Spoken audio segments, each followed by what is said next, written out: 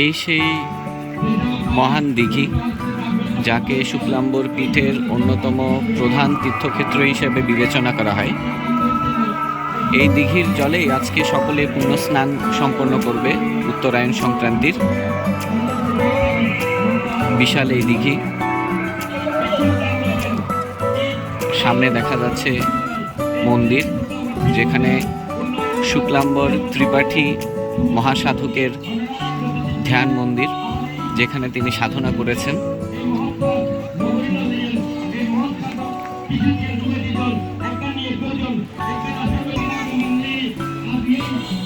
সড়কের দুই পাশে বসেছে মেলা।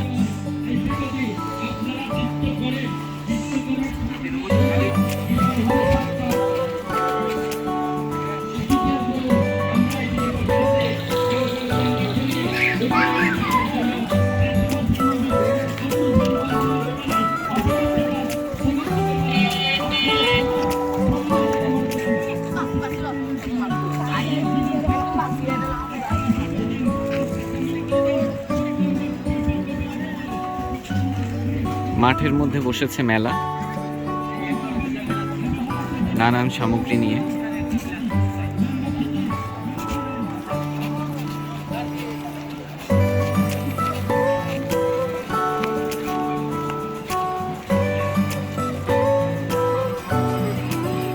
নানা ধর্ম বর্ণের মানুষ আজকের এই মেলায় অংশ নিচ্ছে।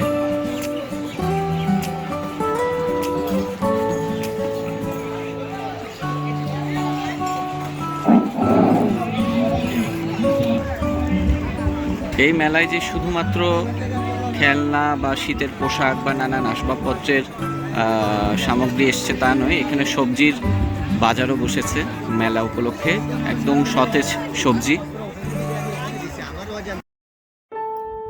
প্রায় 700 বছর আগে ভারতের নবদ্বীপ বা নদিয়া থেকে শ্রী শুক্লাম্বর ভট্টাচার্য নামে এক সাধক শঙ্খ নদীতে জলপথে চন্দনাইশের বাইনজুরি গ্রামে আসেন। শঙ্খ নদের পারে সাধনায় বসেন শুক্লাম্বর ভট্টাচার্য ত্রিপাঠী।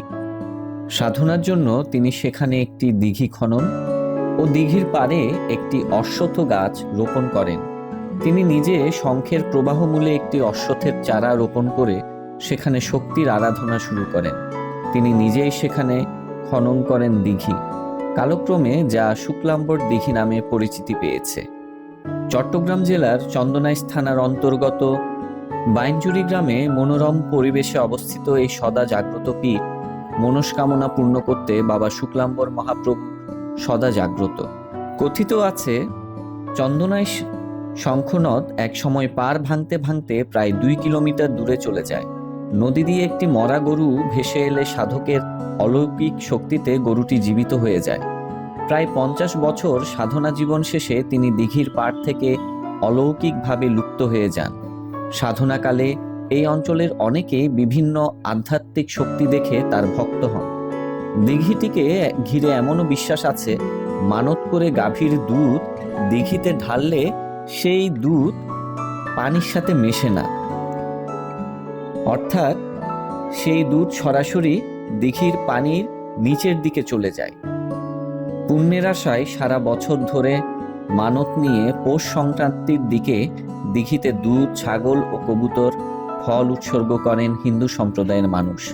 মনোবাসনা পূরণের জন্য দূর দূরান্ত থেকে নারী পুরুষ এসে অশ্বত্থের ঢালে সুতার গিট দেয়। মনোবাসনা পূর্ণ হলে তারা এসে আবার গিট খুলেও দেয়। চন্দনাইশের বাইনজুরি গ্রামের শ্রী শ্রী শুক্লাম্বর মহাপীঠ একটি প্রাচীন তীর্থভূমি।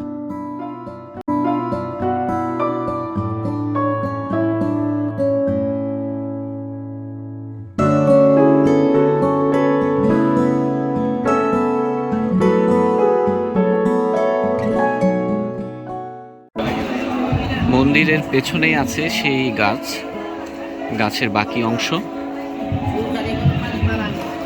সম্মুখ অংশে পুজো হচ্ছে ঘট বসিয়ে।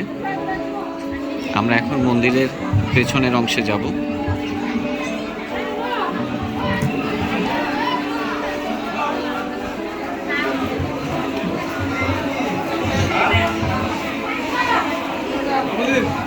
এই সেই বৃক্ষ, যে বৃক্ষে মায়েরা তেল সিঁদুর লেপন করছে, যাদের মানত আছে তারা কবুতর ছেড়ে দিচ্ছে এবং উলুধ্বনি দিয়ে শুক্লাম্বর ত্রিপাঠী মহাসাধকের জয়ধ্বনি করছে।